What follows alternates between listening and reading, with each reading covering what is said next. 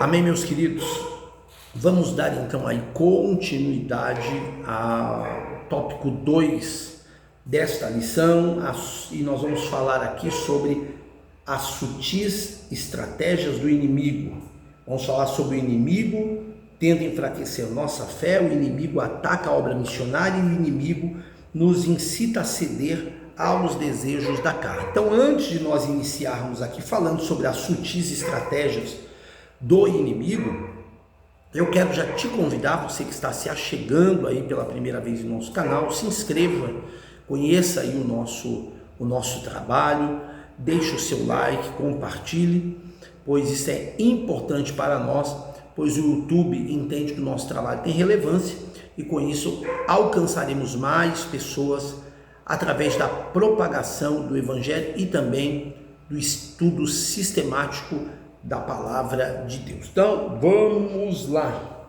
As sutis estratégias do inimigo. Lembrando que estas lições são comentadas pelo pastor Eliel Araújo. E nós estamos estudando sobre os discípulos de Jesus Cristo. Vamos lá. O inimigo de nossas almas faz de tudo para enfraquecer a nossa fé e nos enganar com doutrinas demoníacas. A igreja enfrentará essas investidas até que seja arrebatada na vinda do Senhor. Não por acaso, o apóstolo Pedro nos alertou a respeito da sagacidade do inimigo, 1 Pedro, capítulo 5 e o versículo de número 8.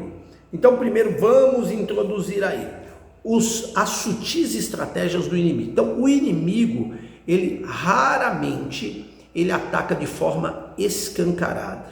Então, ele prefere o silêncio da sutileza. Então, ele não destrói de uma vez, ele vai desgastando aos poucos, ele não derruba com um golpe, ele corrói aos poucos.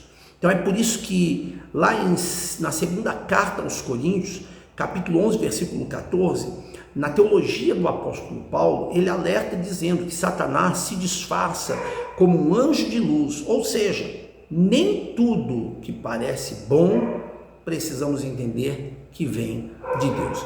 Então as estratégias, elas sempre são sutis, pequenos afastamentos, pequenas concessões, pequenas distrações e pequenas brechas, entendemos que geram grandes quedas. Vamos continuar aí. Tópico 2.1. O inimigo tenta enfraquecer a nossa fé. Na parábola do semeador, Marcos capítulo 4, versículo 1 ao 9, quando a palavra de Deus foi semeada, uma parte caiu à beira do caminho e as aves a comeram. O objetivo da parábola é mostrar que a palavra é semeada, mas alguns são como a semente que cai à beira do caminho. Assim que ouvem a palavra, o inimigo arranca o que foi plantado neles. Marcos 4,15.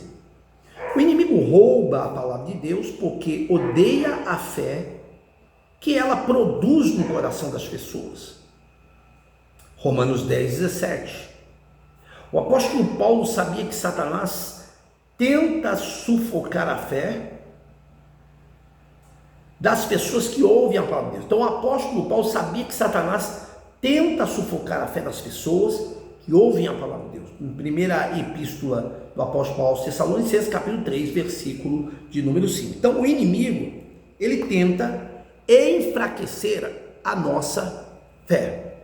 Então o alvo principal nós entendemos que é o quê? A nossa fé. A palavra de Deus mesmo diz que todo aquele que é nascido de Deus vence o mundo, e a vitória que vence o mundo é a nossa fé. Lá em Hebreus 11,6 está escrito: porque sem fé é impossível agradar a Deus, porque a fé, ela vem pelo ouvir a palavra, e é por isso que nós entendemos que o inimigo, ele procura enfraquecer a nossa fé. Se ele enfraquecer a nossa fé, nós nos afastaremos da palavra de Deus. E uma vez nos afastando da palavra de Deus, nós seremos uma presa fácil para cairmos nas mãos do inimigo. Então isso faz entender que ele não precisa tirar tudo de nós, ele só precisa fazer com que nós venhamos duvidar, ou seja, aos poucos venhamos deixar de lado a nossa fé. Então foi assim no Éden, foi isso mesmo que Deus disse, Gênesis 3. Então a dúvida é justamente a semente da incredulidade, e a incredulidade ela paralisa que o milagre ele venha acontecer. Então quando há dúvida, o inimigo ele trabalha com desânimo, ele trabalha com a frustração, porque Deus ele diz, eu vou fazer, mas a dúvida, ela cresce dentro de nós e passa a nos trazer uma visão de que nada irá acontecer. Como se não fosse Deus que fosse fazer por nós, mas como se fosse nós que tivéssemos que fazer com as nossas próprias mãos, com as nossas próprias ações. Então o inimigo ele trabalha com o silêncio prolongado e o aparente atraso das promessas.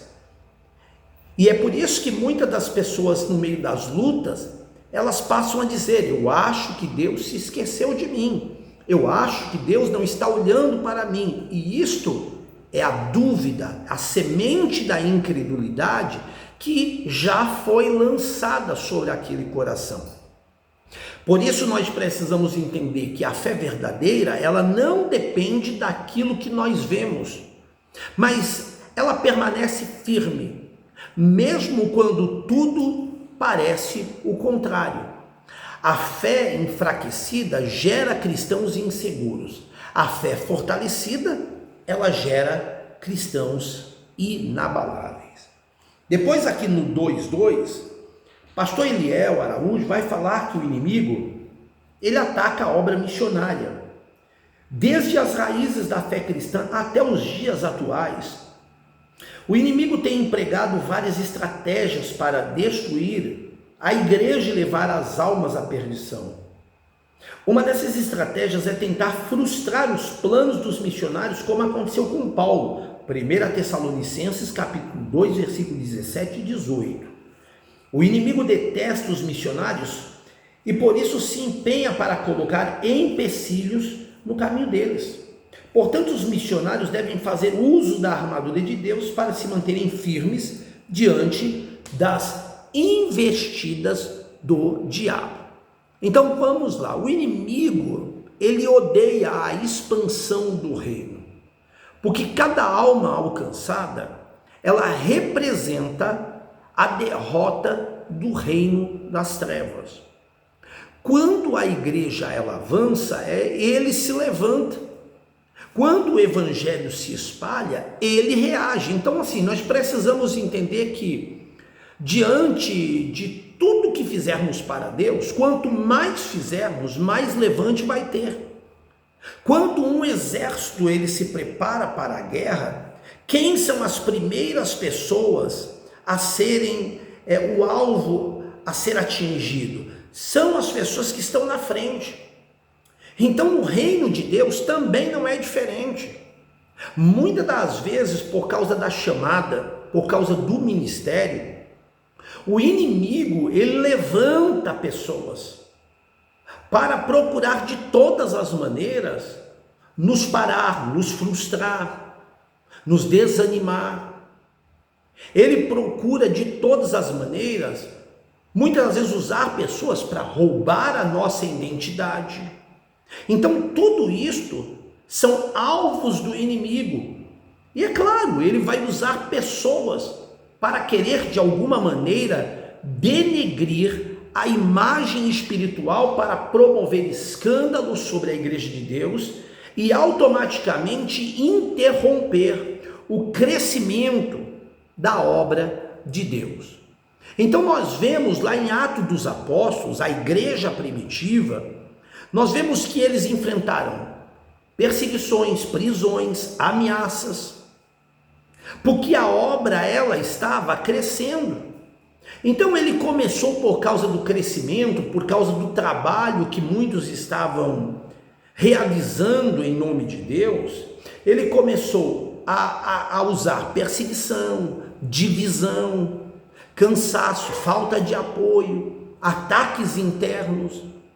E nós precisamos, sabe, irmãos, estarmos com os olhos espirituais abertos e os ouvidos atentos, para não deixarmos nos levar por isto, por este ataque demoníaco contra a igreja.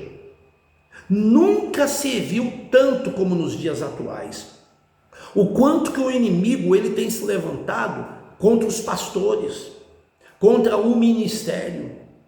Nunca se viu um tempo como esse, aonde o evangelho, ele, através de pessoas, ele está sofrendo perseguições, e tudo por causa do crescimento e do avanço da igreja de Deus. Então é importante nós entendermos que quanto mais a igreja no passado e nos dias atuais também, ela era perseguida, mas também ela crescia.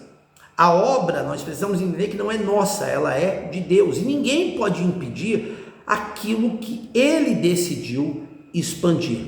O que nós precisamos fazer como igreja de Deus é vigiarmos, sabe? O que nós precisamos fazer é unirmos forças e não fazermos julgamentos, irmãos, temerários da vida de pessoas, para que nós não venhamos cair no laço do diabo e corrermos o risco de também perdermos a nossa salvação.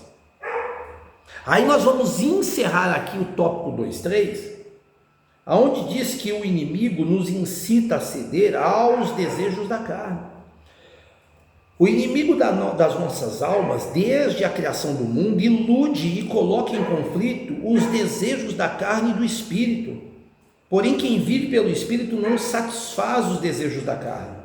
Na luta contra os desejos da carne, não devemos ceder a sentimentos, palavras e ações que afrontam a nossa identidade em Cristo Jesus. Então é importante nós dizermos aqui que se ele não consegue nos intimidar, ele vai tentar nos seduzir. Por quê? Porque a batalha, irmãos, da carne, ela é diária. Em Gálatas, capítulo de número 5 e o versículo 16 a seguir, que é o que o pastor Eliel Araújo coloca aqui, diz que a carne luta contra o espírito. Isso faz entender que existe um conflito constante. O inimigo sussurra: não há problema, é só dessa vez, ninguém está vendo. Mas cada concessão, ela fortalece a carne e vai enfraquecendo a cada dia o espírito. Então ele trabalha com impulsos descontrolados, prazer imediato, normalização do pecado, relativização de santidade. Então o problema, ele não começa grande, ele começa pequeno e oculto. Mas quem vive no espírito não é dominado pela carne. Então disciplina espiritual não é opcional. A disciplina espiritual, ela é uma proteção para que nós não venhamos cair no laço do diabo. Então, só para nós concluirmos aqui, tá? Esse tópico de número 2, eu só quero dizer que as estratégias, elas são sutis, o ataque ele é constante, mas a vigilância precisa ser maior. O inimigo ele age nas sombras, mas quem anda na luz não tropeça. Então, o convite de Deus é para que nós venhamos permanecer firme, permaneçamos fortalecendo a nossa fé, comprometendo-se com a obra de Deus, porque isso é importante para o crescimento espiritual, e venhamos dominar a nossa carne.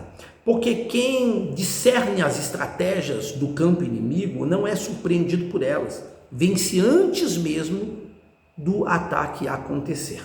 Amém?